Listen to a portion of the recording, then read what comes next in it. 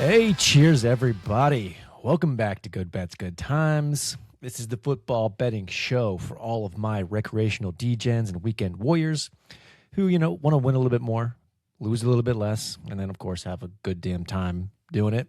I am Nate Tuttle of NT Sports, and this week, we're talking some college football. If you missed the show last week, check out the podcast. We kicked off season 2 with a look at the NFL offseason and how the draft and offseason movement, free agent movement, has impacted the NFL futures market. And now this week, let's do the same thing with college football. So without further ado, go ahead and grab your favorite beverage, settle in, and let's talk some ball, shall we? I love guys who like football. And guys who like football, they like me back, and I like them back. First off, what's been in the news lately in terms of college football has been, in the big headline, is the discussion around the 24-team playoff expansion. I have some thoughts. First thing, whether you're for or against expanding the college football playoff, can we complain about more meaningful football in December and January? I will not. That's more meaningful games to bet on. And don't get me wrong, I love bowl season. I do really well in bowl season. But we're replacing some of those games, which are pseudo exhibitions, and putting those teams in a tournament. And really, I don't know. I don't want to say curmudgeon old man. But at first, even when they went to 12 teams, I'm like, oh, man. Expanding college football. It's just not what college football is. It's a regular season sport. A couple teams play for a championship, and that's it. You enjoy bowl season. But man, this 12-team playoff stuff has really given me the itch to want to be on the side of more teams, more football. But yes, to me, this gives more teams a chance to play in this tournament. People say, well, it's going to devalue the regular season. Well, for some, it might. And don't get me wrong, I'm an Ohio State fan. So does moving to 24 benefit us at all? I don't know. It's not recently. I mean, we're going to be a lock for the 12 teams most years. There's a lot of teams out there whose seasons end in October, November. There's nothing to play for towards the end of the season. But you expand, you get this first round of playoff games. You shorten the window between when these teams are actually playing. Teams who get a bye aren't going to get 3-4 weeks in between their games, right? And why not? These teams are going to play football anyways. They're going to play in bowl games, New Year's Day bowl games. So why not let them play for their chance to play for a championship? Let's make it happen. Regardless, it's irrelevant for this year. So let's dive into 2026.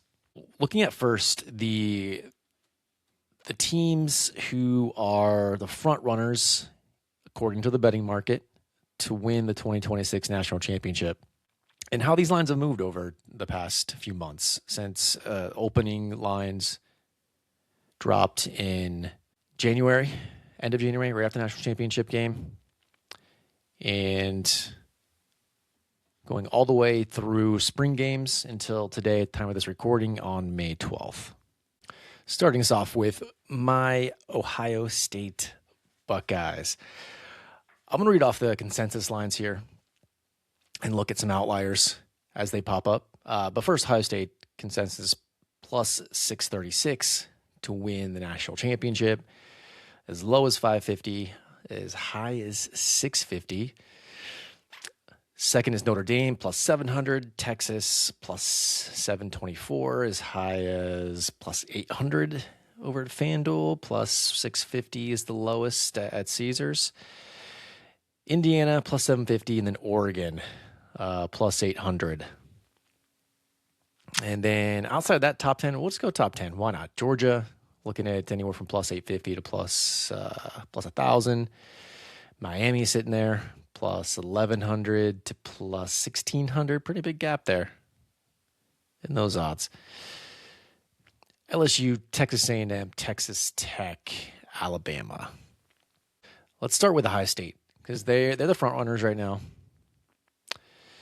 And not too much movement. I mean, from where they opened at plus 600, they have drifted back at a few books up to plus 650. Like I said, at FanDuel, they're at plus 550.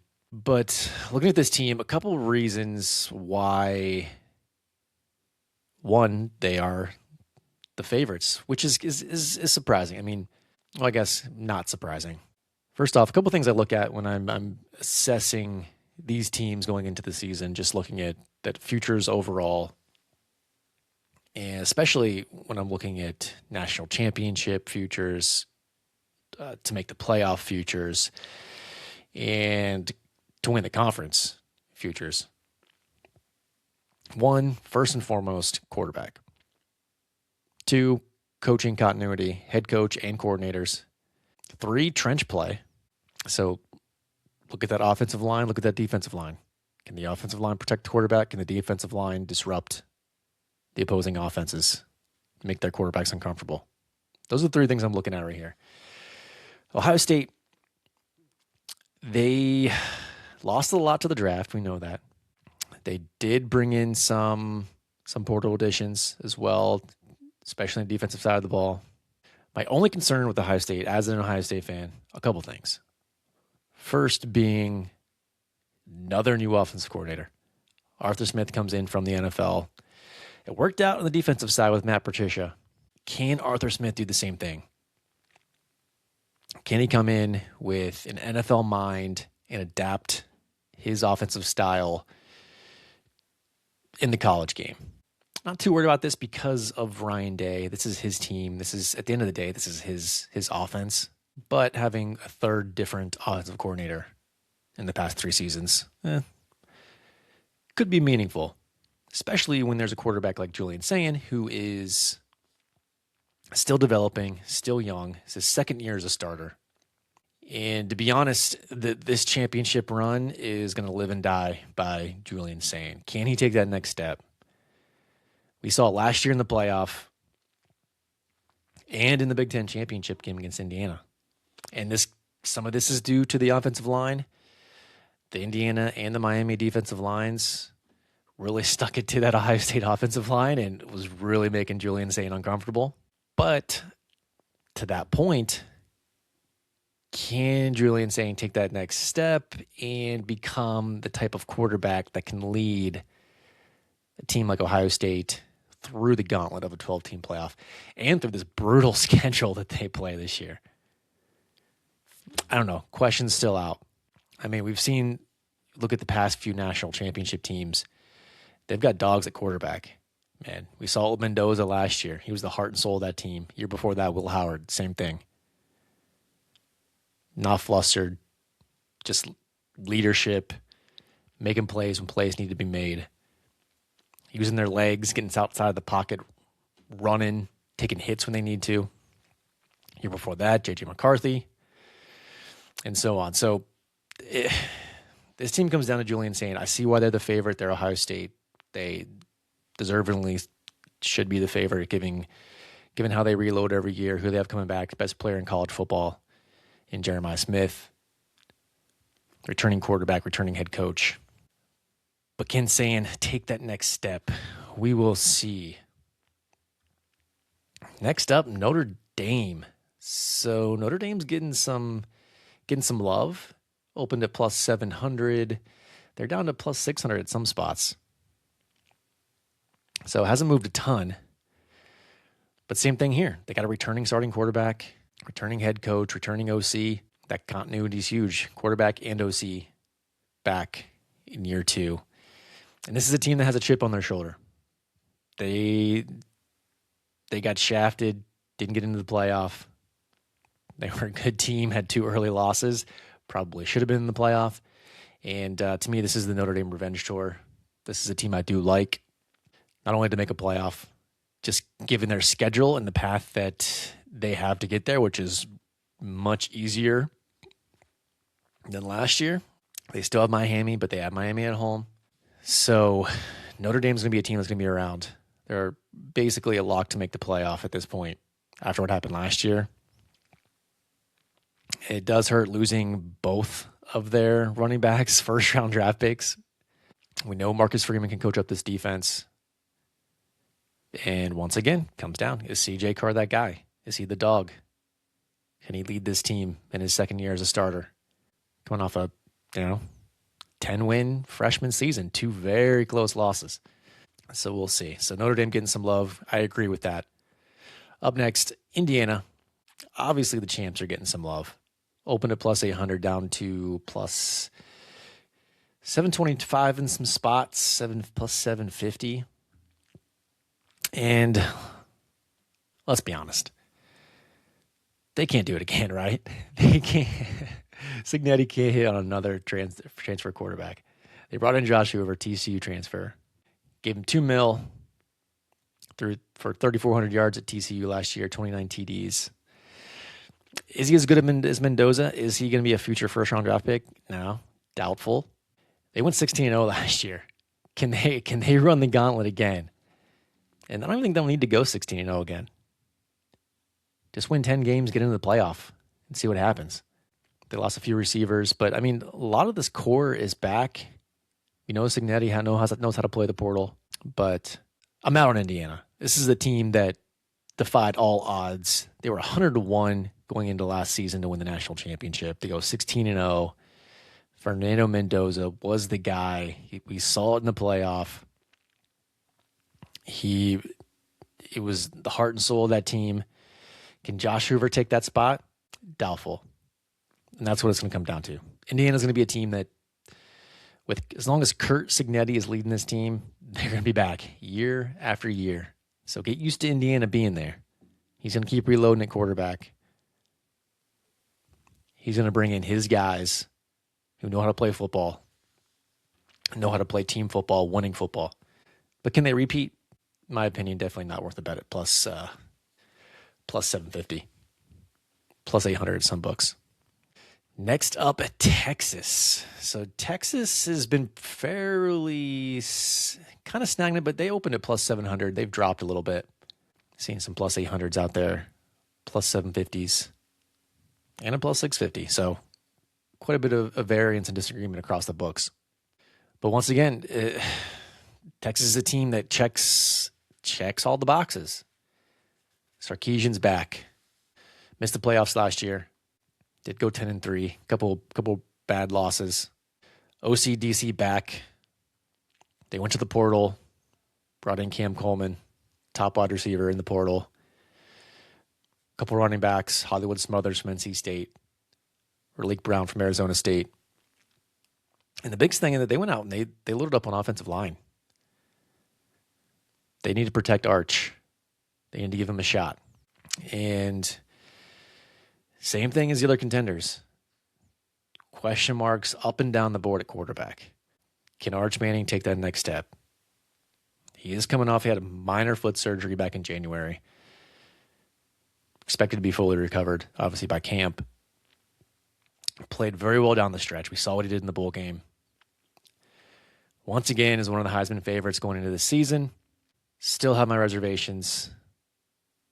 And plus 750, plus 800. I'm not putting my money on Arch Manning and this Texas team to make a run. I got to see it. I may change my mind after the first 2 weeks. They go in. They got Ohio State primetime week 2. Schedule times are starting to come out now. 7:30 on the 12th of September in Texas at home. Game that they should, if they want to be a legit contender. I said the same thing last year when they played Ohio State. When Texas was the number 1 team in the country going into the season. And they were the number 1 favorite to win the national championship. And I said they got to go in and prove it. They didn't do it last year. I'm in the same boat. I'll buy in if Texas beats Ohio State week 2 at home. Arch builds off the momentum that he had end of last year. That offensive line's improved. He's got the weapons. I'll be in on Texas. But right now, numbers a little too high for me. Next up, Oregon. So this is an interesting team. Check most of the boxes. It's another team. It's probably, I mean, we say this every year, but is this the most talented team Dan Lanning's had at Oregon? Probably. Keeps reloading, and they keep getting blown out in the playoffs. They did lose both coordinators, offensive coordinator and defensive coordinator. They do get Dante Moore back. And they have a nice insurance policy sitting behind Dante Moore and bringing in Dylan Raiola as well, out from Nebraska. Hit the portal again, had the number 2 recruiting class last year. Lost some folks in the draft. And it's really hard for me to find holes in this Oregon Ducks team, except for the fact that they're Oregon. And what they've done the past 2 years, I mean, you have to have reservations about this team going into a playoff. Even with a veteran QB like Dante Moore, potentially, number 1, number 2, at least top 3 draft pick next year, depending on how Arch Manning does. So I want to be in on Oregon. But once again, I mean, you can get them up to I'm seeing a plus 850 out there. They've faded a little bit. Opened at plus 700, and they've faded back at some books. Plus 800, plus 850. Sitting at the fifth favorite to win the championship. So keep in mind, too, this is our second episode of the summer. We're going to be diving into all these conferences and all these teams. We're going to be diving into the futures bets we're actually making throughout the summer. And we're going to break down these teams in a lot more detail. So I can already tell you right now, Oregon is going to be a team I'm going to be watching. I'm going to be investigating a little bit further. And I may have something on Oregon depending on what price I can get here. Who we got next? Outside of the top 5, I think Georgia is other team I'm going to investigate very heavily. Kirby Smart, obviously. Coordinators are back. Gunnar Stockton back. Second full season as the starter here. Lost some of the portal, made some portal additions. Obviously, they had a handful of draft picks. And we know they play in the SEC, but this schedule, I mean, they go at Alabama, got Oklahoma at home, Florida and Atlanta. We go to Ole Miss in November. But outside of that, I mean, non-con solid. You got Georgia Tech, obviously, a rivalry game. Tennessee State and Western Kentucky. Yeah, I mean, this is, once again, Georgia as well. Another 10-win team. And, how does this team not get in the playoffs?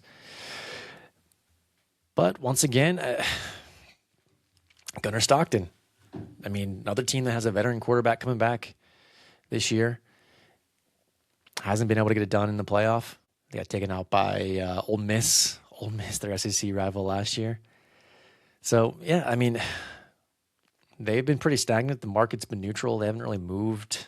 I mean, you can get them at plus 1,000. I'm going to look into that a little bit more in this Georgia team as we get into the SEC previews. But can Gunnar Stockton be that guy? Can he be that Mendoza? Can he be that Will Howard, that dog in December and January that can lead this Bulldogs team back to a national championship? It's worth a look. And of course, a team that the market's been hot on, and really, I think a lot of this movement came right after Darian Mensah he got through his lawsuit, whatever that was, transferring from Duke. These odds came out January 20th. I think he was officially headed to Miami end of January, and obviously they got once that happened, there was a big spike in their odds, opened at plus 2,000, and I mean, they're still sitting at plus 1,600 at some spots, but all the way down to plus 1,100 as well. So big discrepancy here in odds on Miami across books. But another team that lost a lot to the draft, Darian Mensah, really good cornerback. He's been really good led Duke to the ACC championship last year. They got Malachi Tony coming back, Mark Fletcher, their defensive line outside of their edge rushers, which could be interesting. There's no Bain, there's no Mesidor. So Miami, I want to be in on Miami, but this is Miami. You never know what's going to happen to this team in the regular season. They got to go to Notre Dame. That could be a make or break game for them. Start the season off, they have to go to Stanford on a Friday night. They'll probably be double-digit favorites there, but it's a tough place to play. We'll be eyeing that up. Might be a Stanford bet. But these random games, I mean, even at something random like at Wake Forest, at North Carolina, these games that you expect them to Virginia Tech late in the year, with James Franklin coming in, revamping this team. At Clemson, whew, Definitely a team that the market's down on. I'll get into that in a second. Florida State Pitt. Yeah, it's hard to put your money on this Miami team. I know what they did in the playoff last year. Had a nice little run, but they were the last team in the playoff. They just snuck in. They didn't even make it to the ACC championship game. Got a little lucky there. They did have that win over Notre Dame, which kind of sealed the deal for them. But it's hard to put your money behind Miami, a team that could have some slip-ups. They historically do. They're always going to lose a game or two that they shouldn't lose. So you have to question, are they even going to be a playoff team? I think so. I think Darian Mensah is a great ad for them at quarterback. He's got to clean up his game a little bit. I feel like he turns over the ball a little too much. Got a $4 million nil deal to bring him in out of Duke. Man. Outside of that, a lot of long shots, a lot of teams like Alabama, that's really dropped off. I mean, they've faded from plus 1,500 up to well over plus 2,000. I think the Bama tax, the Bama reputation we've seen over the years is kind of fading a little bit. We'll see what happens at quarterback between Austin Mack and Keelan Russell. This is DeBoer's third season. We'll see if it could be his last, too. If they don't make a run, they don't make an improvement. LSU, these odds are too high. I like Lane Kiffin as a coach. He did bring Charlie Weiss as well. Brought in Sam Levitt, who's recovering from Liz Frank surgery. That's a tough injury to come back from as a quarterback. Did have the number one portal class. He's going to have a lot to work with, but to trust his team in Lane Kiffin in year one to completely turn this around and make them a legitimate championship contender, it's a tall task. So, and the market agrees. This number hasn't moved. It's been plus 1,500. I mean, there's some 1,600s out there, even plus 1,000 at one book.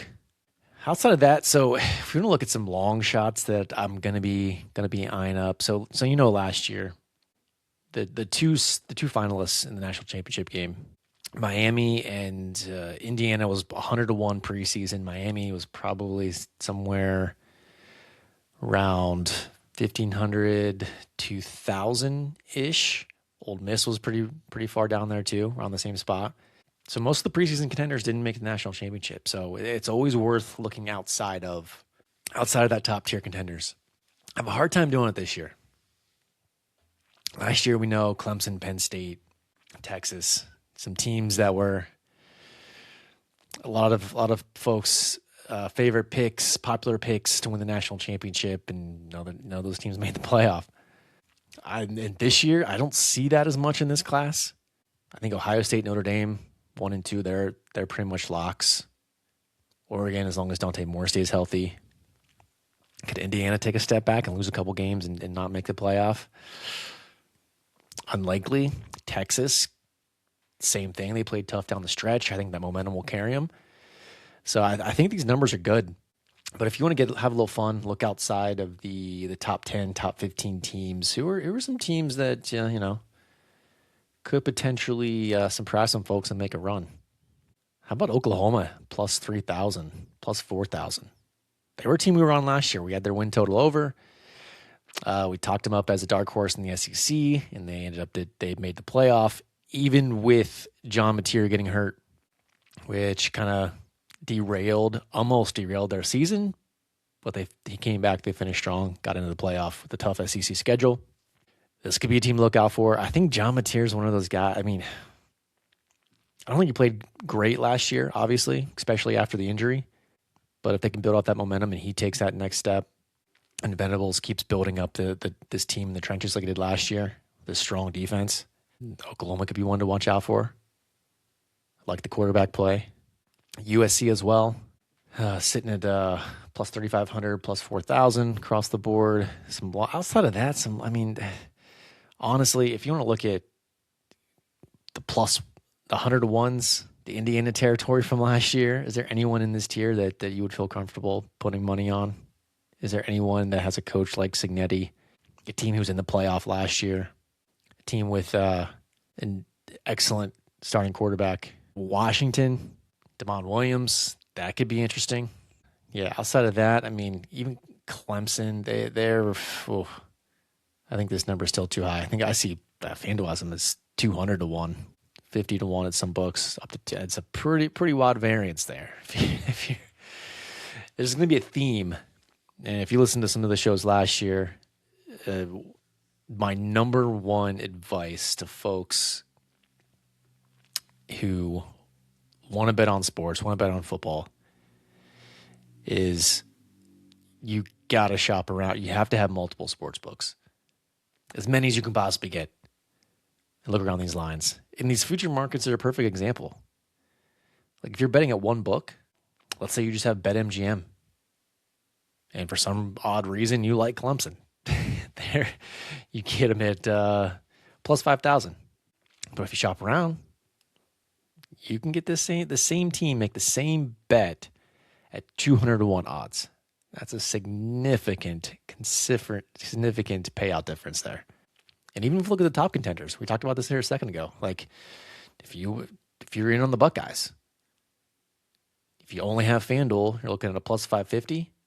But if you have other books, DraftKings plus 650, Ballybet, me in Ohio plus 650, Texas down from plus 650 to plus 800. So folks, number one thing that you can do to put yourself in a position to make more money sports betting is just simply look around every sports book you could possibly have and find the best possible price. Find any outliers, any discrepancies, and try to bet those bad numbers. And that topic's going to come up a lot this year. Every bet I make, I'm going to talk about shopping around, where the lines are, where they are across books, where I got it versus where it is now. So keep that in mind. If you take one thing from this show, please take that one simple lesson. And last but not least, before I end the show, I almost forgot. I wanted to talk some Texas Tech. I skip right over them. They've been in the news lately. This is another pretty crazy example of what we just talked about. Line shopping, being disciplined and not just firing on, I got a hunch on Texas Tech, so I'm just going to fire away whatever book I use. No, because you can get them at 20 to 1 plus 2,000 a couple books, or there's books that have them at plus 800, plus 1,300. It's a pretty significant discrepancy. And we know the issue with Texas Tech. They've dropped significantly due to the Brennan Sorsby news. He got in a little bit of trouble. He's in gambling rehab. And it's one thing as a college athlete to be making some bets. It's another thing to be betting on a team that you are actively on the roster with. And he apparently did this with Indiana a few years back before he transferred to Cincinnati. That's a no-no. That's an automatic ban in college football. So the jury's still out. It's not official yet what's going to happen. It's highly likely he's not going to be around. But this is still Texas Tech. This team has the money. They keep reloading via the portal. We know they lost a few guys in the draft. David Bailey, number 2 overall pick, being one of those. But they have a capable backup. We saw Will Hammond last year when Baron Morton went down. So given the infrastructure of this team, the way they rebuild with the portal, it's obviously a stay away. Like, it's not a team that I would want to put money on at this point, at least for a national championship. But as we'll talk about in the next couple of weeks, there could be some interesting bets that you could eye up on Texas Tech, because this team has a schedule that most likely is going to lead, unless Will Hammond comes in and he's just absolutely terrible, or he gets hurt and they're down to their third string quarterback. This should be a team that should roll through the Big 12 and make it back to the playoff. Now, does Will Hammond a guy that can get them to a championship game, that can make a run? And we saw last year with Baron Morton. I mean, I don't think he's as good as Baron Morton. This is definitely a downgrade from him, definitely a downgrade from Sorsby. So not a team I would want to put money on to win a championship, even a plus 2,000. But there could be some interesting season-long bets to make on Texas Tech. I'll end it with that. And before I forget and let you go, if you like the podcast, feel free to hit that follow button on whatever platform you listen to. We're going to be doing some video now, video pod on YouTube. So stay tuned for that. And feel free to rate and review the whole thing. Give us some support. Connect with us online on X and NT Sports 22. Tell us what teams you're betting. What team do you like to win the national championship? Where do you agree with me? Where do you disagree with me? What am I missing? Love to have those discussions. And then next week, we're going to dive into some win totals, season-long win totals. That's my sweet spot for off-season futures. Had a good year last year in college and NFL. Going to start diving in. Probably do a little bit of both to start off. A couple bets riding up in the NFL, a couple key ones in college football. And then after that, we're going to start getting into actual college football conference breakdowns. We break down every single conference. We break down in the NFL, same thing. We typically do we'll do conference previews in the NFL. Look at contenders. And throughout the whole summer, we'll talk about some of the futures bets we're making. I'll post everything on X. So anything that I don't talk about right away in the podcast will be posted online on X. It'd be in the Action Network app at NT Sports 22. It'd be in my bet stamp, NT Sports 22. So check all those out as well. Follow along. Provide the feedback. And that's it, folks. We'll see you next week. Cheers. Risk it all for the crown.